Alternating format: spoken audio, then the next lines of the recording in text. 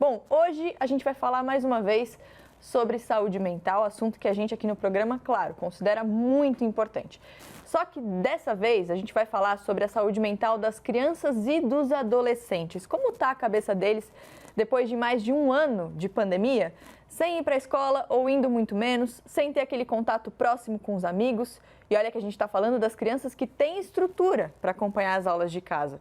Agora, quem não tem computador ou internet, que os pais precisam sair para trabalhar. Olha só esse dado. O Unicef, que é o Fundo das Nações Unidas para a Infância, calcula que metade dos transtornos mentais se desenvolve antes dos 15 anos de idade. Então, sim, a gente precisa falar sobre saúde mental dos mais jovens. Por isso, o nosso programa de hoje é sobre isso. E a gente tem a ajuda do psiquiatra de crianças e adolescentes, Guilherme Polanzik. Ele está ali já preparado para conversar com a gente. Ele que é professor da Faculdade de Medicina da USP. Vai tirar as nossas dúvidas e as dúvidas que vocês também mandaram lá pelo nosso Instagram. Doutor, a gente já te chama para a conversa. Karnal, a gente viu ali na nossa introdução, uma introdução muito fofa, inclusive, muitas crianças falando sobre a saudade que elas sentem dos amiguinhos, de conviver com os amiguinhos. Então, a escola, sim, é importante para a educação, mas também para a socialização, né? Eu acho que, em primeiro lugar, o conteúdo trabalhado nas escolas, claro que tem a sua relevância, mas é provável que o senhor e a senhora que nos assistem não tenham mais, assim, de imediato na memória a definição de mitocôndria, ou a identificação de uma oração reduzida de gerúndio, ou como eu faço fatoração em matemática, mas provavelmente as experiências da escola, boas e ruins, estão presentes na sua memória. Eu aqui cito um amigo meu falecido, Contado Caligares, que escreveu uma vez um texto dizendo: a escola é fundamental para os filhos tirarem férias dos pais e a casa é fundamental para os filhos tirarem férias da escola.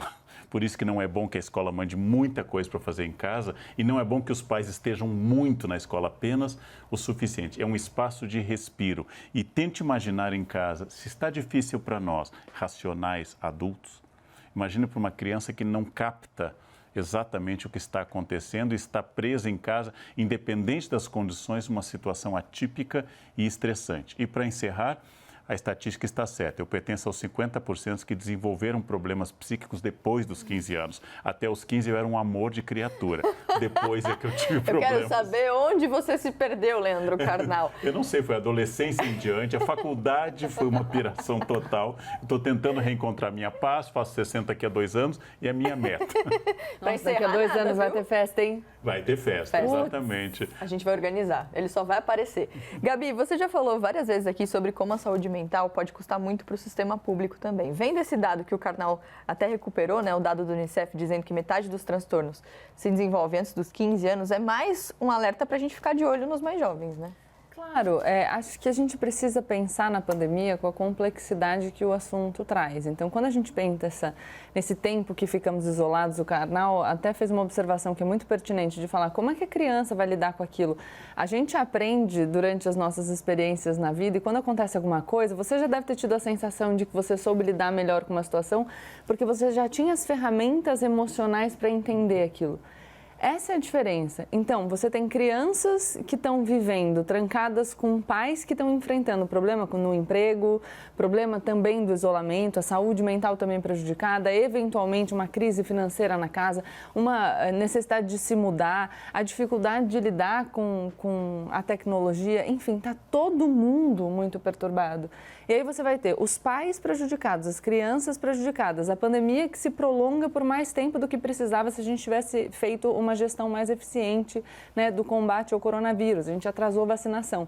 Então, tudo isso, além do custo em vidas perdidas, né, além do custo com a saúde que a gente viu, que a gente experimentou nesse momento, a gente vai ter um custo prolongado no futuro.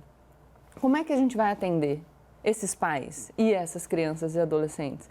Como é que será no futuro que esses adolescentes que vivenciaram a pandemia e deixaram de criar esse ferramental vão conseguir lidar com as suas crianças e com a formação das suas famílias? Então, a gente não vai abandonar a discussão sobre a pandemia quando a gente já estiver vacinado e estiver vivendo uma vida mais próxima do normal que a gente conhecia.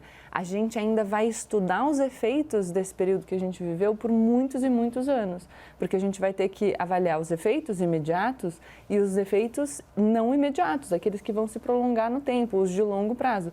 E claro que pensando num país onde a gente, que bom, né, tem um sistema único de saúde público, tudo isso é custo adicional para a saúde pública. Por isso que a gente precisa sempre de uma gestão alicerçada na ciência, que consiga enfrentar as dificuldades de saúde pública que se apresentam com base em dados científicos, para que a gente não só não provoque mortes no hoje, mas que a gente também minimize os impactos que a gente vai ter na saúde pública lá na frente. Impacto na saúde pública é impacto no bolso de todo mundo, porque somos todos contribuintes.